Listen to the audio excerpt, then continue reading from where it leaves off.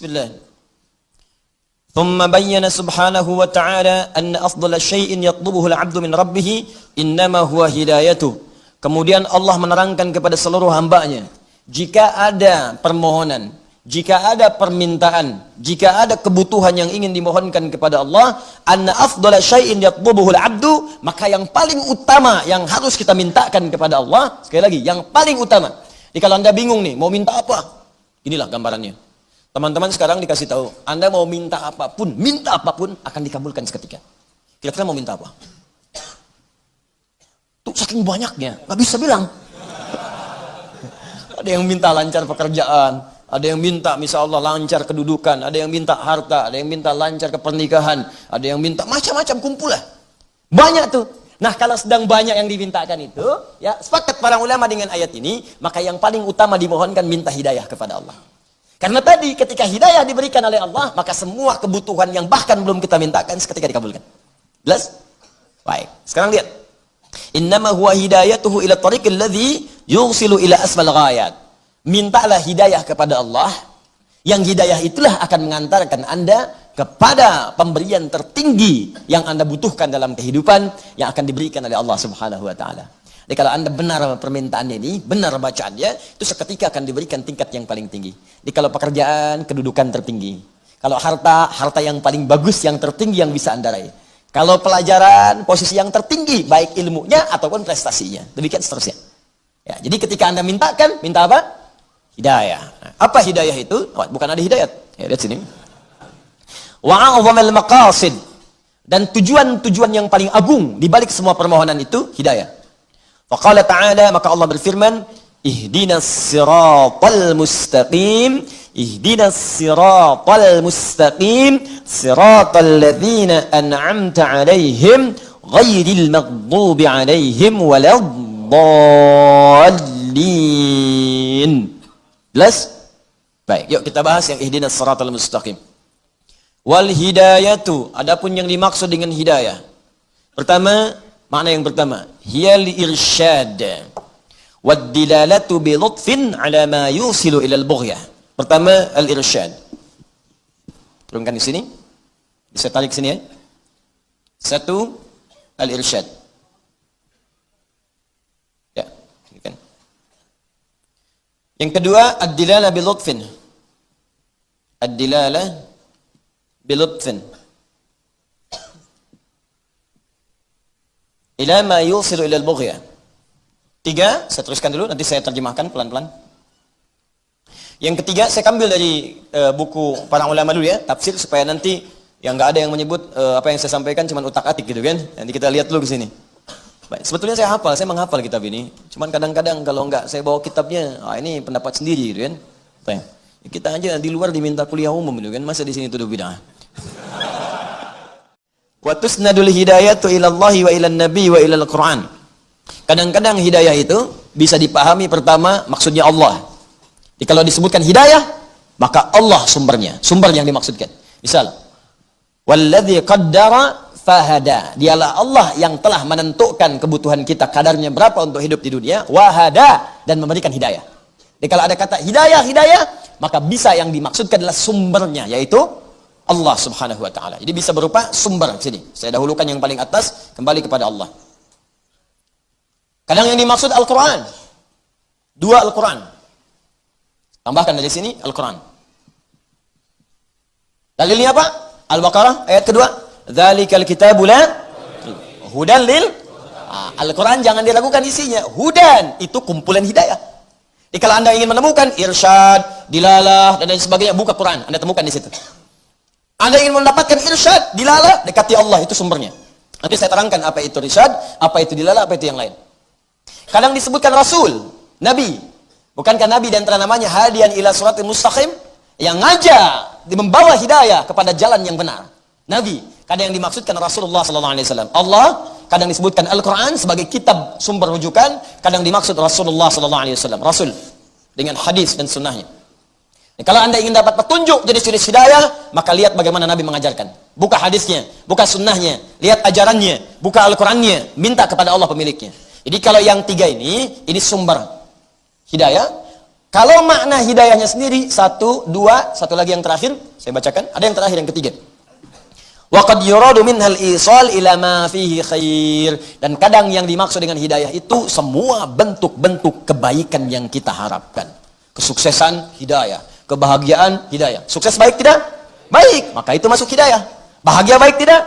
Baik, maka itu hidayah. Pilih mana? Sukses tidak bahagia atau bahagia nggak sukses? Sukses tapi bahagia. Hidayah. Nah, jadi kullu ma fihi khair. Saya jadikan hitam karena ini banyak yang diharapkan. Kullu ma fihi khair. Rumah tangga tenang, ya? Bagian dari kebaikan. Jadi semua yang baik-baik itu disebut dengan hidayah. Irsyad adalah petunjuk yang bisa membedakan secara matang dengan nalar mana yang baik, mana yang buruk. Nah, teman-teman, irsyad ini itu bagian dari hidayah. Jadi kalau Allah sudah berikan hidayah pada seseorang, maka hidupnya akan tertata dengan rapi. Mana yang pertama? Dia bisa bedakan, ini yang benar nih. Ini juga benar, bukan cuma salah. Ini benar, cuman ini butuh, ini cuma keinginan. Nah, gini nih, praktek paling gampangnya. Saya sering contohkan ini. Kalau haus itu pengen apa? Nah, berarti yang dibutuhkan minuman kan? Ya, artinya sepanjang ada minuman yang halal, yang benar, karena makna rushdun itu bisa bedakan mana halal, mana haram. Sepanjang ada minuman yang halal, yang selesai itu, dengan minuman itu haus hilang, maka dia cukupkan pada itu. Ini ada air bening, cukup, minum aja. Ya, rumus nabinya dipakai. Khudh biyaminika ma yalik, ambil dengan tanganmu, tangan kananmu yang paling dekat denganmu. Sambillah, sebut nama Allah, bismillahirrahmanirrahim. Kemudian baru nikmati, bismillahirrahmanirrahim. Alhamdulillahirabbil alamin. Selesai, simpan lagi. Yang penting bisa minum. Tapi kalau Anda kemudian, maaf ya, untuk minum saja masih memenuhi nafsu keinginan, benar memang uang ada halal, tapi mempersulit diri, itu belum punya sifat irsyad. Mah mau minum, siapa? Datang. Air bening. Ah, nggak mau air putih, ini bukan peti, Pak, bening, sebening jiwa mama. Misal. Kadang-kadang kan perlu juga yang seperti itu. Ah, Mamah Diana. Bukan, Mamah kan Ani. Tapi Diana malam ini, apa itu Diana? Diam-diam mempesona. Catat. Kasihan Faruk. Ntar ya, sebelum kiamat kurang 2 hari dapat insya Allah. Setidaknya begitu dihisab pernah menikah. Dok, alhamdulillah. Baik. Jadi kalau dikasih, nggak mau yang ini, pengennya jus. Repot. Jus apa Pak? Buah naga. Naga yang mana? Hongkong. Itu capek. Capek. Berarti Anda belum irsyad, belum qanaah di sini. Yang ada nikmati. Jangan mencari yang nggak ada, nggak akan ketemu. Nyari yang nggak ada itu nggak akan ketemu yang nggak ada. Ngapain dicari? Susah. Tapi memang uangnya ada, tapi membuat Anda sulit, berarti belum irsyad tuh. Walaupun itu halal. Jadi kalau orang dapat hidayah, hidupnya enak Pak. Ya, mau berpakaian, fungsi pakaian kan menutup aurat. Yang penting aurat ketutup, nggak harus semua dibeli. Nggak harus semua dibeli. Yang paling aneh itu uangnya halal, tapi diberikan yang haram, itu yang fatal. Uangnya halal, tapi diberikan pakaian yang membuka aurat. Ngapain beli sesuatu untuk dibuka? Nggak sesuai fungsi. Fungsi pakaian itu menutup tubuh. Yang nggak ditutup cuma binatang. Makanya Anda nggak pernah lihat monyet pakai baju, misalnya. Monyet asli, bukan monyet peliharaan. Ya. Kambing pakai celana, kan? Ya, sapi pakai kerudung, nggak ada. Nggak ada, demi Allah saya katakan. Karena memang bukan fitrahnya dan kerah. Begitu dipakein baju, marah dia. Marah. Manusia karena bukan hewan, sebaliknya pakai baju, pakai pakaian supaya ditutup. Jangan dibuka. Kalau cuma dibuka nggak akan menang, binatang lebih jagoan. Ya, jangan kontes dengan hewan, nggak akan menang. Ya, jadi itu perbedaannya. Pakai buat nutup. Ini udah punya harta yang halal, dipakai beli yang haram, ya nggak nyambung jadi. Ini beli, buka, udah beli, kadang disobek. Ya gimana lagi gitu? Ya, saya bingung manusia sekarang nih. Ya, tapi kita doakan baik insya Allah. Baik, maksudnya apa? Bisa berubah. Nanti kalau sudah dapat hidayah, pakaian pun bukan cuma sekedar koleksi. Ada lagi yang begini, beli juga, menutup aurat, cuman bukan butuh. Pengen aja. Ada model baru, beli. Model baru, beli. Dipakai? Enggak. Dipajang aja. Lihat. Ya, ada pakaian, ada kendaraan. Buat dipajang doang. Dipakai enggak? Yang paling kasihan, kalau koleksi kendaraan itu belum bisa mengantarkan dia untuk ibadah. Itu kasihan. Coba Anda bayangkan. Kebayang nggak? Belum. Ini gini ya. Ada orang, dia sepeda nggak punya. Motor aja nggak pernah mimpi. Ya, apalagi kendaraan yang lain. Tapi kedua kakinya masih bisa dia gunakan untuk ke masjid. Ke masjid. Jaraknya jauh dari masjid, 2 kilo, 3 kilo. Ya, kadang jalan kaki dia tempuh untuk ibadah tuh, Masya Allah. Ada orang sepeda punya, mereknya banyak. Ya, motor dia punya. Mobil pun banyak koleksinya, sampai yang baru-baru banyak. Jarak masjid ke rumahnya cuma 100 meter. Tapi kendaraan itu belum mampu mengantarkan dia untuk ibadah. Anda butuh kendaraan apa lagi? Ambulan. Hah? Butuh apa lagi? Tapi kalau ditanya, pengen ke surga. Surganya elit lagi, tanpa hisab, pengen cepat gitu. Ya gimana? Kita jujur aja lah gitu, jujur pada diri kita. Nah, orang irsyad kalau dapat hidayah, hidayah pertama yang Allah berikan adalah kemampuan untuk membedakan yang hak dengan yang batil, baik dengan benar, dan menggunakan baik itu sesuai aspek kebutuhannya. Itu hidayah yang pertama. Jelas ya? Nah, jadi coba petakan diri kita. Biasanya bersanding dengan ibadah. Kalau ibadahnya bagus, ini datang dengan sendirinya. Sudah. Allah sumber hidayah akan berikan pada kita. Jadi begitu kita benar ibadahnya, dengan Allah dekat seketika ini. Demi Allah saya katakan ya, hijrah yang pertama kali, jika Anda berhijrah, sekarang sedang tren kan, hijrah.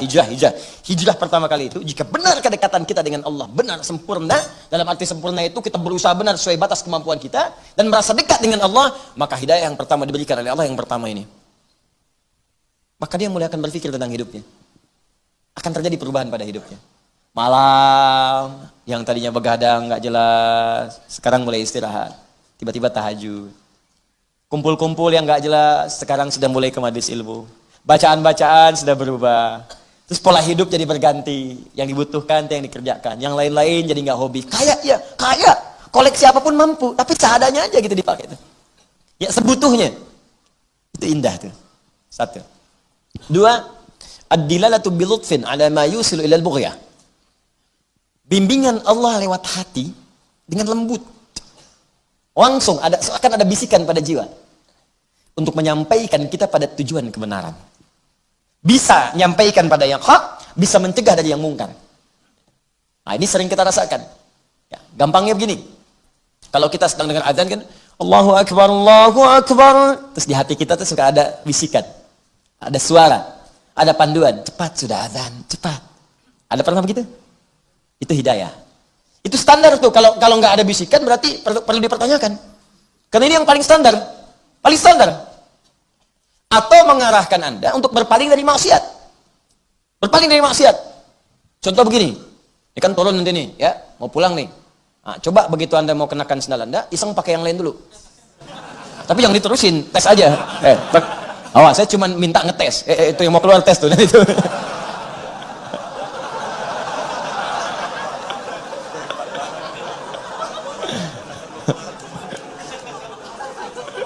Langsung praktek dia. Tes dulu. Begitu mau, ini tingkat hidayat dicek nih, yang paling tinggi yang mana. Kalau masih bening hatinya, mau megang punya orang aja, bahkan mau pikir pakai yang lain, langsung dicegah. Jangan lakukan. Semakin lemah nanti, lihat dulu, kayaknya mirip.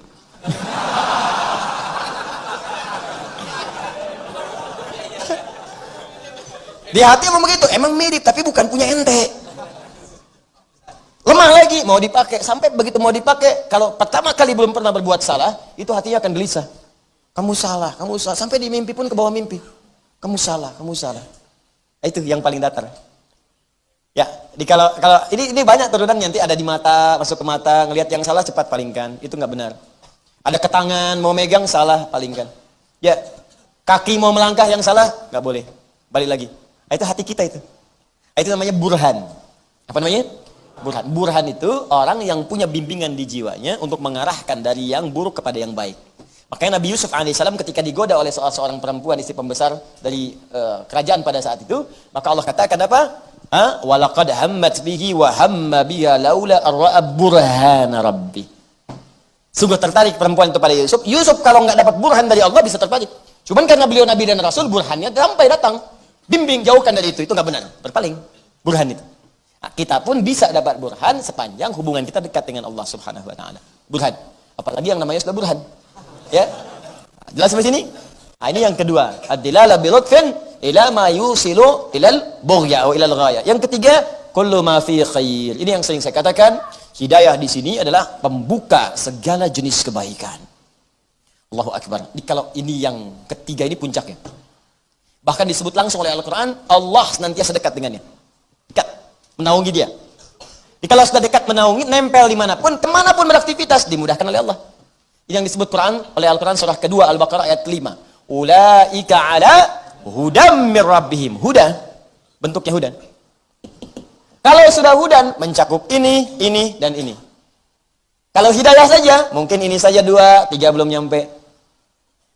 Mungkin ini belum. Tapi kalau sudah hudan, 1, 2, 3, dapat semua. Karena menggabungkan semua maknanya. Ada orang yang ulaika ala hudam mir rabbihim. Ada orang-orang yang mendapatkan hudan. Artinya, dapat semua ini langsung dari Allah subhanahu wa ta'ala mir rabbihim. Dan pakai ala. Ada fauqa, ada ala. Saya sering terangkan. Ini fauqa nih. Al-kitab fauqa al-maktab. Buku ini ada di atas meja. Tapi begini, ada. Al-kitab ala al-tawilah, ala al-maktab. Buku ini ada di atas meja cuma nempel. Ini kalimatnya ulaika ala hudan min rabbihim. Jadi hudan itu nempel pada dirinya. Kalau fauqa kadang ada, kadang enggak. Tapi kalau ala, hudannya nempel kepadanya, melekat dimanapun. Setiap beraktivitas petunjuk Allah datang. Di rumah tangga ada masalah. Oh, orang susah, dia cuma senyum selesai. Senyum aja, senyum selesai. Bapak kenapa sih? Selesai. Kemarin kemana Pak? Selesai. Senyum doang. Selesai. Papa doakan mama. Mama sedang sakaratul maut. Itu enggak. Itu enggak, doakan. Senyum. Senyum. Tenang. Maksudnya ringan. Ringan kok. Ada orang gelar udah tinggi, S1, S2, S3, profesor, macam-macam, harta banyak. Masalah kecilnya nggak selesai-selesai. Sampai ke pengadilan, saling tuntut, saling ini. Ngapain? Anda itu kan berumah tangga merajutnya cukup lama. Banyak bahagia dibandingkan susahnya. Masa karena kejadian sekali kemudian harus pecah semua itu? Jadi kalau sedang punya masalah itu timbang-timbang. Selama ini berumah tangga berapa tahun? Lagi banyak senangnya atau susahnya? Pasti banyak senangnya. Masa karena susah sedikit langsung mengubur semua kesenangan yang telah kemudian Anda rajut lama itu? Ya, jangan sampai nilai setitik menghapuskan susu sebelengga. Ya, jelas ya? Baik. Nah ini hudan min rabbihim. Kalau sudah mendapatkan hudan dari Allah, rumah tangga tenang. Ke kantor, enak. Nyaman. Jadi gini, kadang-kadang ujiannya sama dengan orang. Tapi karena dapat hidayah dari Allah, menyikapinya beda. Ini mau ke kantor nih, tiba harus jam 7. Berangkat tuh jam 5. Coba macetnya luar biasa. 3 gerbong kereta kayaknya. Bus, panjang. Orang-orang yang nggak dapat bimbingan Allah, yang keluar keluhan. Karena jiwanya kosong. Wah ini saya angkat macet begini, pompim, rame. Terus bikin status lagi. Macet ya, nggak selesai. Tapi yang ini tidak. Jam berapa sampai? Jam 7. Sekarang jam berapa? Setengah 7. Oh. Estimasi berapa? Masih 2 jam. Alhamdulillah. Ada 2 jam untuk bisa mendengarkan Al-Quran. Rizki sudah diatur. Toh kita buru-buru pun tetap macet juga. Nyampe sana pun tetap juga macet. Nikmati perjalanan. Kalau di sana telepon, kasih tahu. Pak, ini sebentar lagi 30 menit lagi. Alhamdulillah. Bapak di mana? Masih di Bekasi. Kok masih di Bekasi? Macet. Kenapa nggak bisa cepat-cepat? Bisa. Bagaimana caranya? Ya hadapi kemacetan. Ya, tenang aja.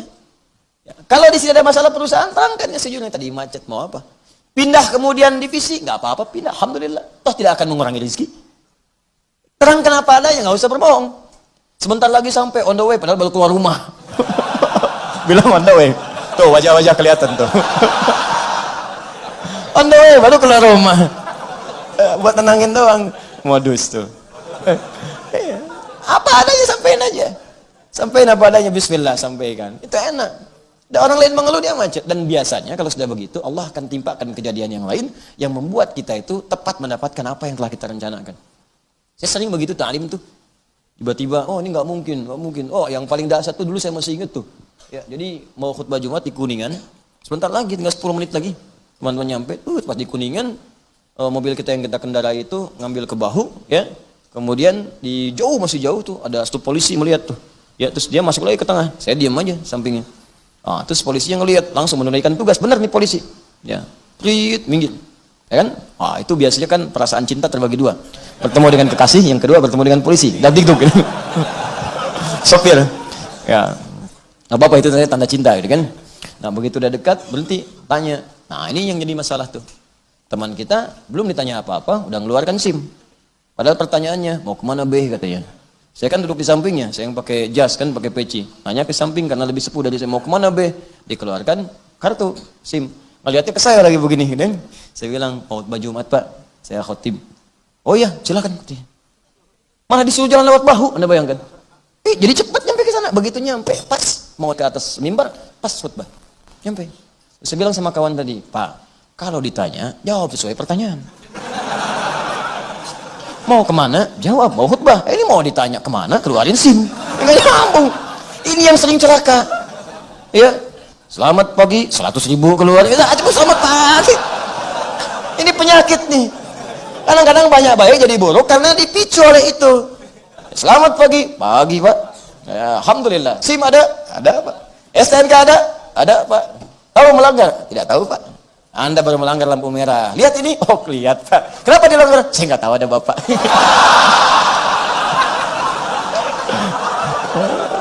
Selesai. Mau diselesaikan di mana? Sesuai aturan Pak. Maksudnya apa? Belajar sholat tilang. Wah, bayar aja. Enggak Pak, tilang aja. Diskusi aja, tilang aja Pak. 10.000 aja, tilang aja. tilang. Kalau Bapak mau ingatkan saya tanpa bayar, tanpa ada apa dengan peringatan, alhamdulillah Pak, saya jalan.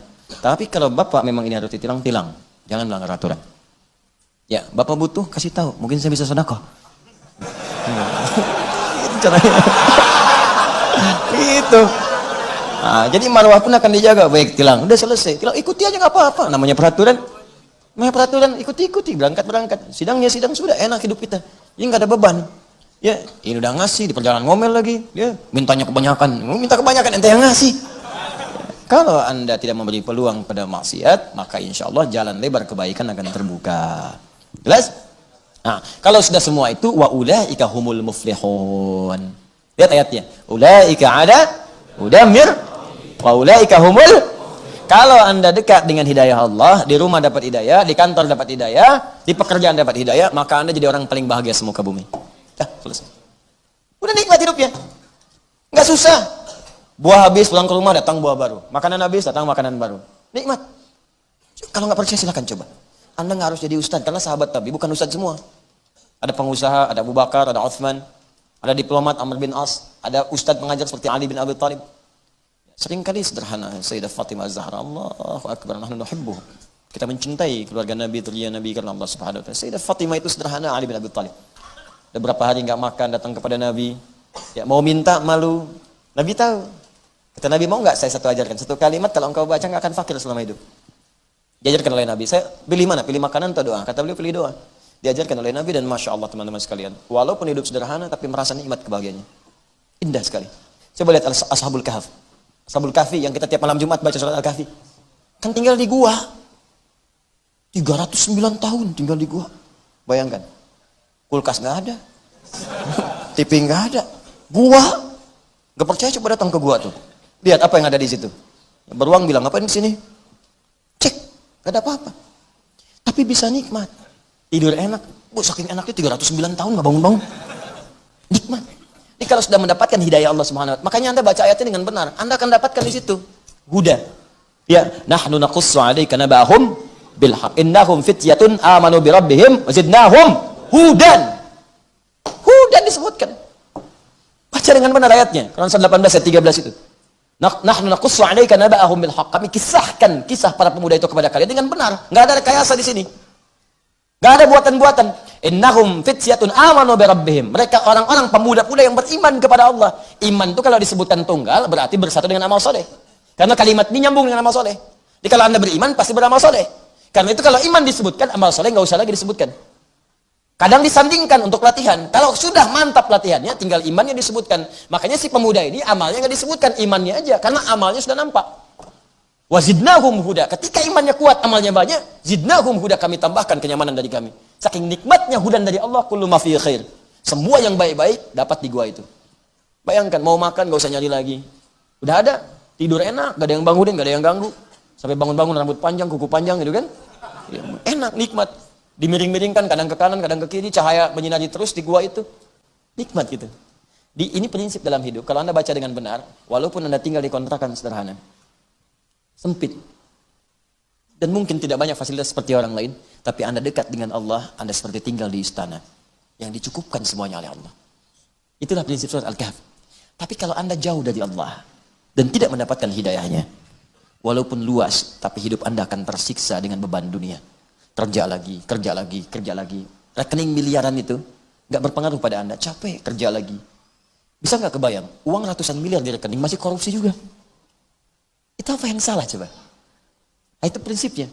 Jadi jangan lihat, bukan aib ngontrak itu. Saya dulu ngontrak biasa saja. Dan saya senang dengan itu. Alhamdulillah, semua serba nikmat. Nikmat, saya nggak ada bedanya. Ya, rumah kontrakan, rumah tetap nggak ada bedanya bagi saya. Meninggal juga, ditinggal juga semuanya. Nggak ada bedanya. Demi Allah saya katakan nggak ada bedanya. Nikmatnya aja, jalan-jalan. Cuman karena Allah titipkan, kita pakai. Selesai. Nanti fungsinya Allah atur sendiri. Karena Allah titipkan kendaraan. Banyak orang bilang, Ustaz punya kendaraan sekian-sekian. Saya kemarin ada orang bilang, soalnya kendaraannya banyak, hati-hati tuh, gini-gini. Anda salah. Anda nanya pada saya jawab. Saya nggak punya kendaraan. Kendaraan yang saya beli, saya jadikan kemudian untuk kantor wakaf. Saya cuma numpang pakai. Numpang pakai. Karena saya tahu saya akan meninggal. Numpang pakai aja.